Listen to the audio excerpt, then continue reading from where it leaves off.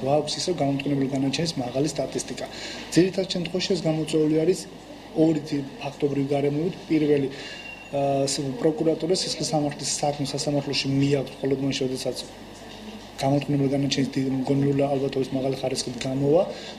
გარდა ამისა, არსებობს დანაშაულთა სპეციფიკა, რომელიც ძირითადად არის ნარკოტიკული დანაშაული, მათი გამოძიება და შესაბამისად გამომტყუნებული განაჩენის გამოტანა არ არის დიდი ძალისხმევასთან დაკავშირებით. თუ გავითვალისწინებთ იმ გარემოებას, რომ სისხლის სამართლის საქმეების განხილვა ძირითადად სასამართლოებში შეეხება ნარკოტიკულ დანაშაულს, თავარი პრიორიტეტია, რომ სასამართლო იყოს სამართლიანი, რომ იქ სახელმწიფო იყოს ძლიერი და ადამიანმა რომ მიხვალ სასამართლოში დაიცვა შენი უფლებები. გაიმართო თავი, რაც ხშირ შემთხვევაში ბოლო სტატისტიკის მიხედვით გამომართლებელი განაჩენი ძალიან მცირე რაოდენობითაა.